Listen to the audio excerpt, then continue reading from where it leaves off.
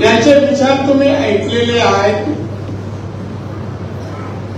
तुम्ही मतही केलं असेल की या निवडणुकीत आम्हाला कोणाला निवडून द्यायचं, त्या सगळ्यांनी त्याबद्दल सांगितलं असेल. आज भारतीय जनता पक्षाचा जाहीरनामा माझ्या हातात आहे. हा जाहीरनामा जाहीर झाला. पुढल्या 5 जनतेची प्रगती कसे करणार, देशाला, लोकांना, 140 कोटी लोकांना, तरुणांना, महिलांना, गरिबांना, सगळ्यांनाच का गरज आहे ते सांगणं आवश्यक आहे. माझ्यासाठी कोकण हा भाग नवीन नाहीये. काही काळ कोकणाचा नेता होतो. महाराष्ट्राच्या राजकारणात बरेच वर्ष मी आणि आमचे चव्हाण मुंबई महानगरपालिकेत नगरसेवक पण होतो. मग बीएसटीचे चेअरमन, आमदार, मंत्री, मुख्यमंत्री, विरोधी पक्ष नेता, परत आमदार, खासदार, हे 10 राजकारणातलं पद आहे. काय साहेब एवढं नशिबावर राजकारणात कोण नसेल. ही पद मला तुमच्या आशीर्वादाने मिळाली अशी माझी भावना आहे. आणि म्हणून इथे माझ्याकडे चिपळूणचे काही गोष्टी आहेत. त्याच्यात हायवेही आहे. हायवेचं काम अर्धवट आहे. इथे उद्योग मोठा एकही नाही, MIDC नाही, विमानतळ नाही, आणि हायवेचं काम सुरू आहे ते अर्धवट आहे अनेक वर्ष. त्याशिवाय इथे गरिबीचं प्रमाण आहे. इथे तरुण वर्गाला नोकऱ्या नाहीये, तशी मोठी इंडस्ट्री नाहीये.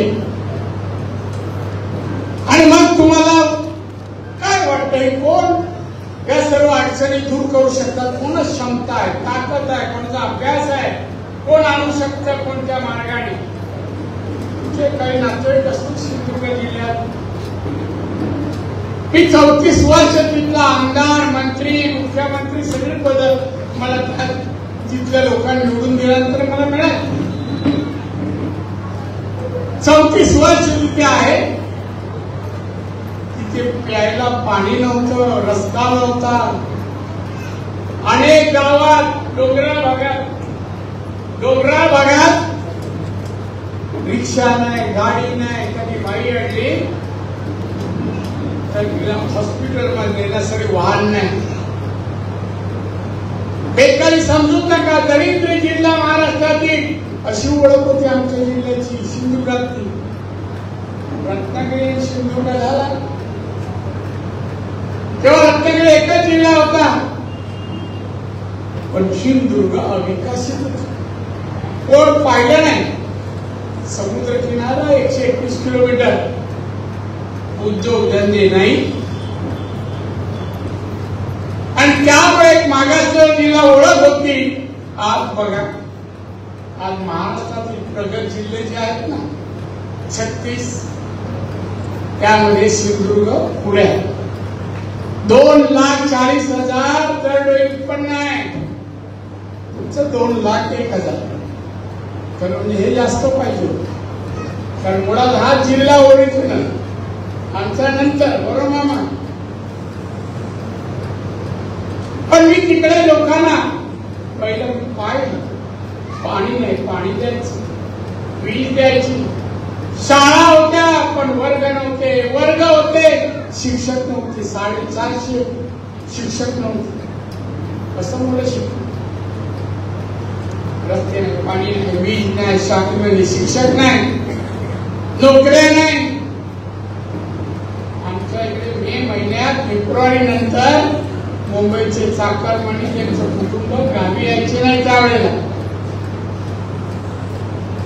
5-5 किलोमीटरवरून आंबोली भागात सावंतवाडी डोक्यावरून पाणी आणायला लागायची स्थिती होती.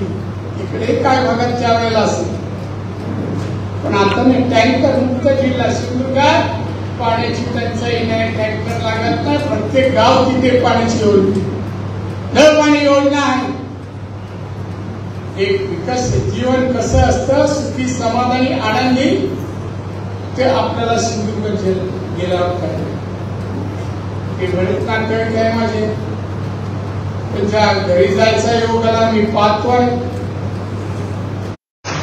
देशात भाजपचं मोदींचं सरकार आहे. मोदींचं 10 वर्ष, या 10 वर्षात माननीय मोदींनी भारताचं नाव जगात जागतिक अर्थव्यवस्थेमध्ये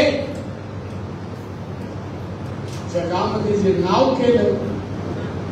भारत जागतिक अर्थव्यवस्थेमध्ये 11 नंबर होता, मोदी साहेबांनी 5व्या नंबरवर आणला. पुढे म्हणाले की 2030 साली माझा भारत विकसित भारतच काय, पण तो अर्थव्यवस्थेमध्ये जगाच्या 3ऱ्या क्रमांकावर. भारताने प्रगती केली. माझ्याकडे यादी आहे, 54 योजनेची यादी आहे, मोदींनी जाहीर केली. आणि उज्ज्वला गॅस पासून 80 कोटी लोकांना मोफत धान्य देण्यापासून, घरात आजारी कोण पडला तर आयुष्यमान भारत अंतर्गत योजना आहे, 5 लाख रुपये मदत मिळेल. नोकरी पगार का MBA झालेला 20,000 रुपये पगार, MBA हो. इंजिनियर असेल 15,000 20,000 इंजिनियर. पण स्वतःचा व्यवसाय असल्यास आज 20,000 मिळेल. 6 महिने वर्षांनी 50,000 लाख होईल. 3 ते 5 वर्षांनी 5 लाख 10 लाख पण उद्योगात मिळू शकतात. ही वाढ आहे उद्योगधंद्यात. जे कोण गेले असतील उद्योगात किती प्रगती केली. पण आपल्याकडे मराठी माणूस व्यवसायाकडे वळत नाही. आपणही आपल्या मुलांकडे शिकले, जा बाबा कुठेतरी नोकरी कर, कितीची पण कर, पण कर. मग मुंबईत जाणं, पुण्याला जाणं, मिळेल ती नोकरी करणं आणि मग त्याचं लग्न करणं, मग बाकी झालं. व्यवसाय का नको? प्रगती करायला पाहिजे ना. जसं सरकारला सांगता रस्ते, पाणी, वीज, शाळा, हा रस्ता, हायवे लवकर पूर्ण हो गया, MIDC हो गया, नोकऱ्या मिळू द्या, हे तुम्ही सांगितलं, माझ्याकडे मी लिहून घेतलं आहे. तुम्ही जर भाजपच्या खासदाराला निवडून दिलं तर याचा परत उल्लेख पुढच्या निवडणुकीत करावा लागणार नाही. सगळी कामं पूर्ण झालेली. मला परत सांगायची काय गरज, पूर्ण असतील. आज मुंबई महानगरपालिकेत 1985 साली नगरसेवक झाला, आमदार 90 साली झालो, मंत्री 95 ला झालो, 99 ला मुख्यमंत्री झालो, 2000 साली विरोधी पक्ष नेता झालो आणि नंतर आमदार आणि परत खासदार आणि केंद्रात मंत्री झालो. हे 3रं वर्ष. आम्ही तुम्हाला दिल्याशिवाय राहणार. मोदी आमचा आढावा घेतात. राणी जी, तुम्हारे विभाग में आपने क्या तरक्की किया, क्या डेवलपमेंट किया, लोग कैसे हैं, खुश है कि नहीं, उनकी प्रगति हो रही कि नहीं. जो लड़के हैं, यूथ है, लड़के लड़कियां, वो इंजीनियरिंग पढ़ते कि नहीं, टेक्निकल का ज्ञान प्राप्त करते कि नहीं. मेक इन इंडिया, खुद की फॅक्टरी, स्वतःची फॅक्टरी टाकायला पाहिजे, उद्योग करायला पाहिजे, वाढवला पाहिजे. आपण नोकरी शोधण्यापेक्षा नोकरी दुसऱ्याला देण्याची क्षमता कोकणी माणसात असायला पाहिजे. कोकणी माणसाला असायला 4.5 टाळ्या होत्या, एवढं चांगलं होतं. 4.5 काय करू आम्ही, म्हणजे करू, दाखवू, प्रगती करू. आम्ही भाजप आमच्या बरोबर, तुमच्या बरोबर, तुमच्या बरोबर, मोदी तुमच्या बरोबर आहे, अमित शहा तुमच्या बरोबर आहे. सगळी दाल विकासाची आज किती 54 योजना आमच्या मोदी साहेबांनी गोर गरिबांसाठी दिलं, मागासवर्गासाठी एसीपी आदिवासी आणि मागासवर्गीय 90% सबसिडी व्यवसाय केला तर 90% कुठल्या सरकारने नाही. त्या टीका करतायत. टीका करायला विषय नाही. उद्धव ठाकरे एकच फक्त भाजप मोदी आणि अमित शहा पंतप्रधान लायकी कुठे अपघाताने मुख्यमंत्री झालास. शरद पवारने तुझी विकेट काढली आणि बीजेपी शिवसेना संपवली. त्याला कळलंच नाही. बांधव बहीण 2.5 वर्षात महाराष्ट्राचा मुख्यमंत्री मंत्रालयात किती दिवस गेला? 2. मातोश्री बसून होते 2 दिवस. खोटं बोलत नाही. वास्तव आहे. वृत्तपत्रकार सांग मातोश्री सोडलीच नाही. महाराष्ट्राच्या जनतेसाठी, कोकणासाठी, रत्नागिरीची पोचसाठी त्यांनी सांगावं त्या खासदारांनी नाही तर उद्योग एक योजना दिली का रे बाबा? लोकांची प्रगती होईल. लोकांना रस्ते, पाणी, वीज, शाळेचा दर्जा, वेगवेगळे ट्रेनिंग सेंटर असं काय आणलंच का? मी सिंधुदुर्गात 2 महिन्यापूर्वी ट्रेनिंग सेंटर सुरू केलं. इंजिनिअरिंग आणि फूड प्रोसेसिंगचा व्यवसाय करता यावा, पण त्यासाठी लागणाऱ्या मशीन कशा चालवाव्या, त्यांची किंमत काय, उत्पादन कसं काढावं याचं प्रशिक्षण तिथे दिलं जाणार. 200 कोटीचं ट्रेनिंग सेंटर. आणि त्याच्याच बाजूला जोडा मारला इंजिनिअरिंगचे कारखाने 500 आणायचा माझा बेत आहे. 500 कारखाने. ते पण हॉस्पिटलला लागणारा इक्विपमेंट मशीन त्या बनवायच्या. म्हणजे इथे शिकल्यानंतर तिकडे नोकरी मिळेल. Food processing. आपले आंबा आहे, फणस आहे, काजू आहे, जांभळा आहे, करवंद आहे. पाऊस पडला काय संपलं. थोडंफार विक्री बाजारात दिसतात आंबे, पण या सगळ्यापासून बाय प्रोडक्ट उत्पादन काढली पाहिजे. त्याच्यामध्ये परदेशात मागणी आहे या खाद्याला. आणि त्याच्यामध्ये त्या बिया आहेत, फणसाच्या बिया. आपण सिंगापूरचा एक व्यक्ती आला तर उद्योग कोकणातला म्हणून माझ्याकडे दिल्लीला मैंने साहब मुझे कोकण आना है. मेरे को ये जैकफ्रूट का बीज चाहिए. जैकफ्रूट नहीं कौन सा बोले काय केली आपल्याला माहिती आहे ना, खाऊन झाला घरात बी टाकतो कोपऱ्यात. काही जण आपले पावसाचा वेळ टाकून ठेवतात जमा करून, पावसात भाजी करतो. ते लोक काय करतात ते ऐका. त्या बियाची पावडर करतात. पावडर पासून खाद्य पदार्थही बनवतात, औषध बनवतात. डायबिटीस साठी उत्तम औषध म्हणजे फणसाचे बियाची पावडर. फणसाची आता ते औषध बनवायला अमेरिकेने सुरू केली. अमेरिका. कोकण आपण जेवणात वापरतो. कोकण बी फेकून द्यायचं, नंतर ते काय मोठे काहीतरी म्हणतात ना, ते करतात. आता जर्मनीमध्ये त्याची पावडर औषध बनवण्यासाठी मागणी आहे. आमच्या त्या पट्ट्यात कोकण जास्त होतं. बरेच लोक कोकणच्या बाजूला काढतात, पण बियाची पावडर बनवतात. मशीन तयार करून घेते आणि पाठवतात. तेच काय चिंच. अहो हे चिंच आहे ना, त्याची बी कधी आपण उपयोगात आणत नाही. आपली काळी बी असते. सोलापूरची काही 10-12 मुलं आली माझ्याकडे दिल्लीला. साहेब आम्ही आता आंबा काजू वगैरे लागवड बंद केली. आम्ही सोलापूरला आता चिंचेची झाडं लावतो. आणि त्याच्या एकाच्या हातात पिशवी होती ना, एक फांदी होती आणि त्याला चिंचा होता. चिंचेबद्दल होते. म्हणजे काय आम्ही चिंचेचा उद्योग करतो. काय पण मग त्यांनी मला बियाचं त्या बियाचं चिंचे वरचा काळा भाग काढायचा आणि पावडर बनवतो आणि पावडर आम्ही पाठवतो.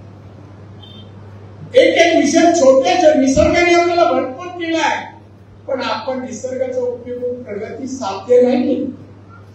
आपल्या गवतीच्या सर्दी झाली का आपण ती गवतीच्या चाट टाकतो आणि चहा पितो. गवतीच्या एवढा उपयोग करतो, पण लागवड शेती करत नाही. आपण काय शेती करत नाही. कुंडीमध्ये एखादी गवतीच्या टाकतो, ते आपल्याला पुढे पडतो. मी आसामला गेलो, चायना बॉर्डरचे इकडे आसाम राज्य आहे. मी गेल्यानंतर काही महिला भेटायला आल्या आणि मी बसलो होतो, समोर टेबल होतं. आणि परवानगी की भाई साहब, हम कुछ चीज रखने चाहता है, अनुमति है, मला जरूर. पण त्या लोकांनी काही बाटल्या मी स्पष्ट करतो, बाटल्या अत्तरच्या, म्हणजे काय पुढे बाटल्या राहण्याच्या टेबलात कशा काही संबंध नाही. अत्तरच्या बाटल्या होत्या. परफ्यूम म्हणतो ना, मारतो आपण.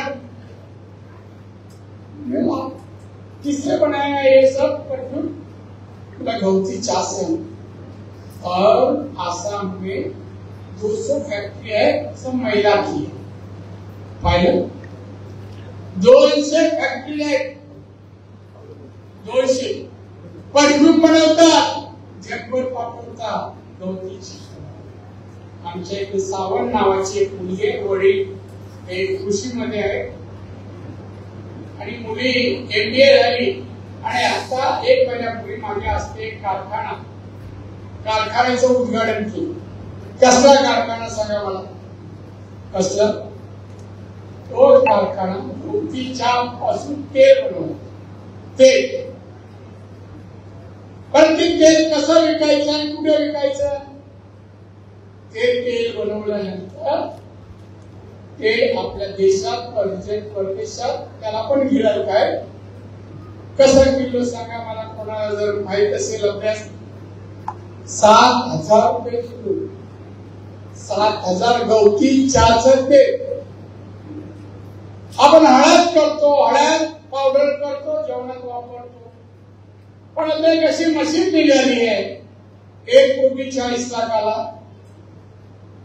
त्या मशीन हळदीचं तेल, हळदचं मशीन टाकली तर पावडर एका बाजूला आणि दुसरा पदार्थ तिकडे बाजूला.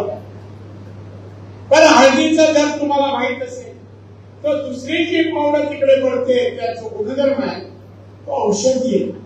कसं किलोनी जात असेल? 8,000 रुपये किलोनी. हळद महाग का झाली आहे? पश्चिम महाराष्ट्र हळद का लागवड करायला लागले आपल्याला म्हणतो नाही. सांगली सातारा कंपन्या हळद घेऊन पावडर बनवा, ते बनवून आणि पॅक करून परदेशात पाठवा. आपल्याकडे हळद होऊ शकते. भाताची जमीन किंवा भात शेती, पाणी आहे तिथे हे लावायची काही गरज नाही. हळद तसं गवतीच्या कुठेही जंगली भागात येईल. असं परिवर्तन आपण करण्यास माझं डिपार्टमेंट याचा प्रयोग करतं. आणि त्यासाठी जर उद्या फॅक्टरी टाकली तर कर्ज माझ्या डिपार्टमेंट कडून मिळतं. 1 लाख घेतला तर महिलेने उद्योग काढला तर तुम्हाला 65,000 परत करायचे, 35,000 तुम्हाला माफ. ही मोदीची सवलत. आता एवढं सगळं आमचं चाललंय. आम्हाला हा कोकण सुधारायचं. तरुणांनी नुसतं विकास लिहून आणि बोलून पूर्ण त्यासाठी प्रयत्न करायला पाहिजे. कधी त्याच्यावर एक माझं व्याख्यान घेऊन येईल. उद्योगधंदे काय केला आणि कशा उद्योगधंदा करावा. आपल्या भारतात 1 नंबरला उद्योगात पुढे आहे तामिळनाडू. केरळाच्या बाजूला राज्य आहे तामिळनाडू. 2 नंबर गुजरात, 3 नंबर राजस्थान आणि 4 नंबर महाराष्ट्र. आता UP पण चाललंय पुढे. म्हणून तुम्हाला मी सांगायला आपल्याला मोदींचं सरकार परत येऊ द्या. भाजपचा खासदार तुम्ही निवडून द्या. विकासाचे मार्ग आणि विकासाचा रस्ता आम्ही तुम्हाला देऊ. इथल्या तरुणांना या भागात नोकऱ्या उपलब्ध करून. आतापर्यंत काँग्रेसचे एवढे वर्ष सत्ता होती भारतात 65 वर्ष होती जवळपास 65. का बेकारी, का गरिबी आहे? आतापर्यंत 1 लाख कुटुंबाला का नाही दिले? आता जे सांगितलं ना हे करू ते करू, तेव्हा 65 वर्षात का नाही दिले? आता मोदी द्यायला लागले शेतकऱ्याच्या अकाउंटवर 6,000 रुपये, महिलांच्या अकाउंट मध्ये 6,000 रुपये, शौचालय 11,72 लाख शौचालय मोदी सरकारने बांधले हो. गरीबाला ज्याला घर नाही अशा 4 कोटी लोकांना पीएमच्या आवास योजनेतून घरातली पक्की घर कोणी दिली? अरे राहुल, तू दिली का? तुझ्या मानानुसार कधी दिली? गोरगरिबांना मदत केली? आणि उपासमार होती कोरोनाच्या काळात हॉटेल, गरिबांचा व्यवसाय सगळे कारखाने बंद झाले, उपासमार सुरू होती. पक्षाच्या नेत्यांनी या उद्धव ठाकरेंनी 5 रुपये कोणाला 5 किलो धान्य नाही दिलं, मुख्यमंत्री होता. मोदींनी 80 कोटी लोकांना लाखो करोड रुपयाच्या रक्कम दरवर्षी खर्च करताय. आता पण आजच्या पेपर मध्ये परत 5 वर्ष मोफत धान्य देणार. अजून काही न करता फक्त मोदी हा एक रिकाम टेकडा उद्धव ठाकरेंच्या 2 दिवस फक्त मंत्रालयात गेला. परवा विरोधी पक्षाची मीटिंग होती दिल्लीमध्ये आणि याला बोलत रामलीला मैदान. त्याला वाटलं अरे वा, मुंबईतून दिल्लीला मला बोलायला. काय वैचारिक बोलला, बौद्धिक बोलला, देशाच्या विकास जनतेबद्दल बोलला ना. मोदी बोलले आपकी बात 400 पार, 400 पेक्षा खासदार जास्त आम्ही जिंकणार. यांनी ते वाक्य घेतलं, अर्थ द्यायचं. आपकी बात मोदीकडे. अरे चांगलं कोणाबद्दल नाही बोलते. देशाचे पंतप्रधान आणि तू कुठे रे आहेस? कुठे? 5 खासदार आहेत, 5. या निवडणुकीनंतर 0. एक काही येणार नाही, आम्ही येऊ देणार नाही येऊ. हा इतका तर वादच आहे.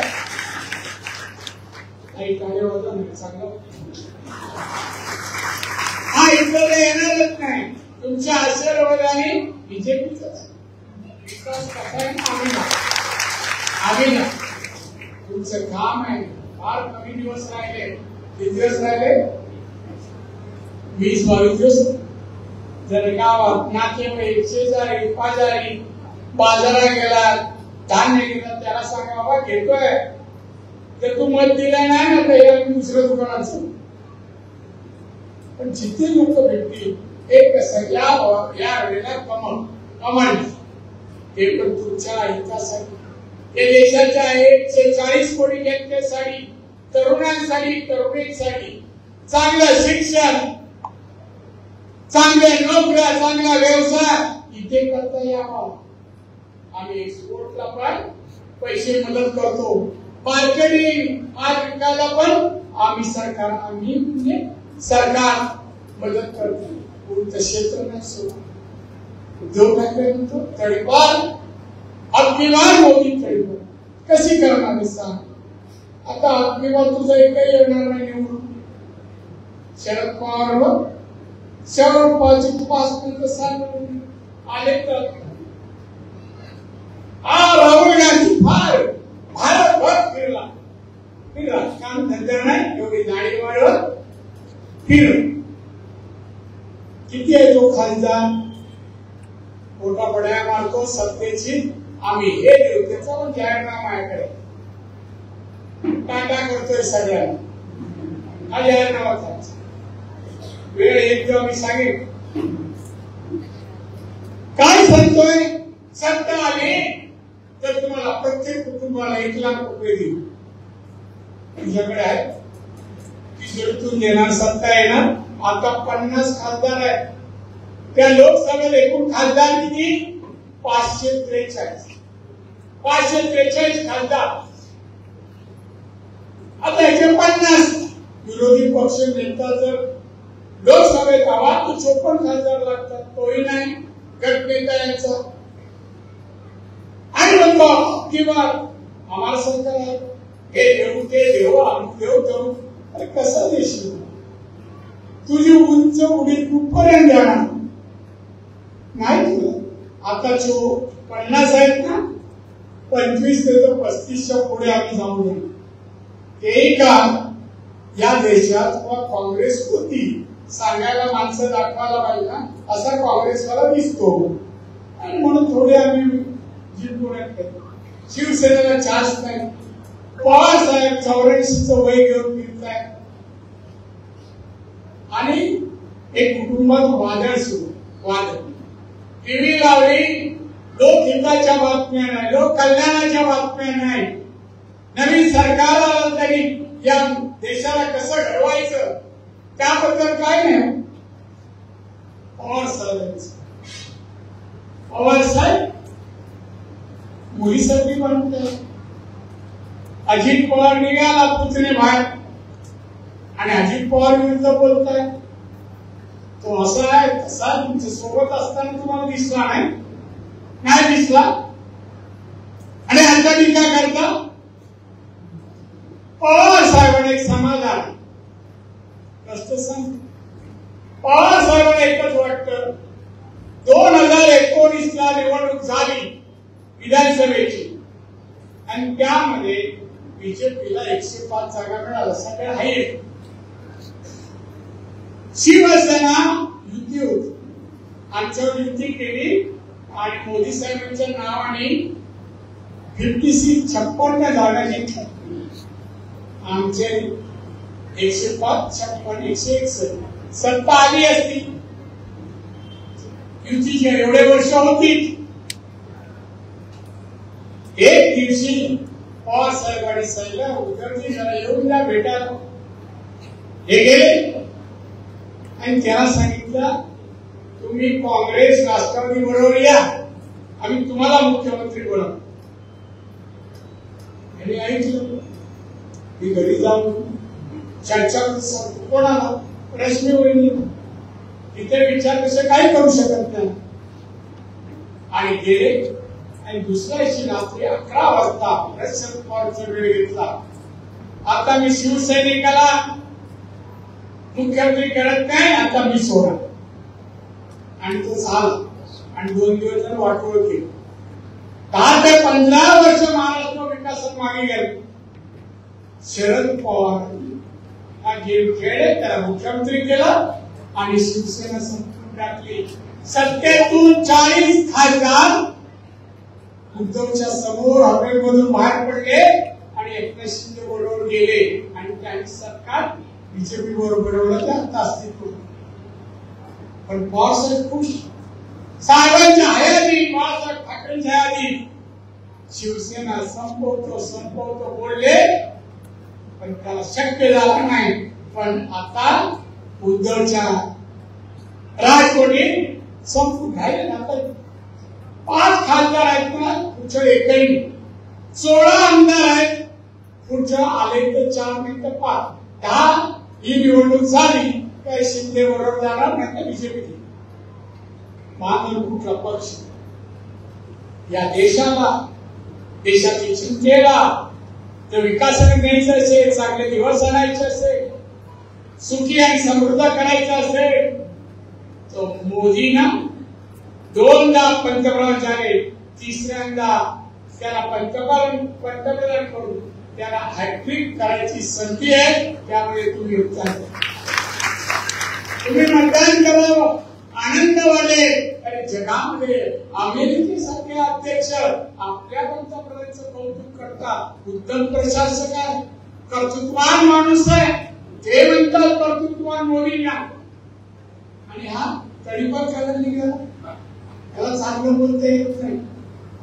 कालच्या भाषणाचं मी समाचार काल मालवणमध्ये घेतलं. पण इथे चांगला समाचार टीव्ही वाले दाखवतात, चांगला बस काही बोलत शेण खातात गाडी आणि बोललो का तू शेण खातो काय बोलतो, काही नको नको ते बोलला पीएम आणि अमित शहा काल भूलू धुतलं त्याला रात्री टीव्हीवर चालू आता परत लागलं तर पहा ते शब्द मला परत चिपळूण मध्ये उच्चारायचे. एवढं चांगलं बोलताय लोकांसाठी जे काय करणार आहे ते सांगताय. जर बीजेपीने संधी दिली तर चिपळूण मध्यवर्ती भाग इथे विमानतळ पण येईल, विमानतळ आणण्याचा सिंधुदुर्गाने विमानतळ सुरू केलं. विरोध याच केली इथला खासदार ना इथला त्या खासदाराने विरोध केला आम्हाला जमीन द्यायची. ती जमीन अशी आहे विमानतळ झाला तिथे गवत पण येत आणि द्यायची पण अशी जमीन पण नाही, लोकांना पैसे मिळणार होते आणि मी विमानतळ तयार केला, प्रपोजल आणलं, पास झालं आणि सगळ्यात पहिला स्टेजवर स्वागत करायला माहिती आणि या उद्धव ठाकरेला मुख्यमंत्री बांधव त्या वेळेला. आज तुम्ही बघा विमान मुंबईतून येतात तेव्हा मी येतो त्या विमानात जेवढी माणसं असतात प्रत्येक उतरताना दादा तुमच्याकडे आणि मुद्दाम चाकरमानी लोक वयस्कर पुरुष आणि महिलांना विमानाने आणतात. त्यांना पण आयुष्यात विमानात बसण्याचा योग आला, ते खुश होतात. याच्यापूर्वीचे लोक आई वडिलांना विठ्ठल दर्शनाला न्यायचे, हे तर विमान दर्शनाला भेटतात आणि लोक पण खुश सगळे भेटतात, त्यांचा आनंद पण मला भरवतो. आपण चिपळूणला मात्र विमानासाठी लागणारे भातशेती घेणार नाही, शेतीची योग्य जागा त्या आतापासून सुचवा. आपण आतापासून प्रयत्न वर्षभरात विमानतळ यावा, वर्ष करून विकास वाहतूक व्यवस्थेने होतो. रेल्वे हायवे आता चांगला हे होणार वाहतूक होईल. या सगळ्या माध्यमातून इथे व्यवसाय येतील. सिंधुदुर्गात व्यवसाय काय यावं लागलं, मोठा गोवाचा एअरपोर्ट सिंधुदुर्गाला आपण आमच्या इकडचा एअरपोर्ट आमच्या पुण्याच्या जवळ. आता येताय जमीन पाहताय, वेगवेगळे प्रकल्प आणायचं चाललंय, त्याला येणं जाणं सुलभ झालं व जगातले उद्योजक येतील आणि ते प्रयत्न व्हायला पाहिजे. असो जास्त वेळ तुमचा घेत नाही, तुम्हाला भूक लागेल मला पण लागली. चव्हाण साहेबांनी बोललो बाबा काय जेवणाचं वगैरे पुढे नाही म्हणे मी केली, म्हणजे त्यांची व्यवस्था केली आमची. असं तुम्हाला भेटून मला आनंद आला, उशिरा का होईल. ताज्या अपडेट्स आणि ताज्या बातम्यांसाठी आजच सबस्क्राईब करा आपला सिंधुदुर्ग डिजिटल न्यूज चॅनेल.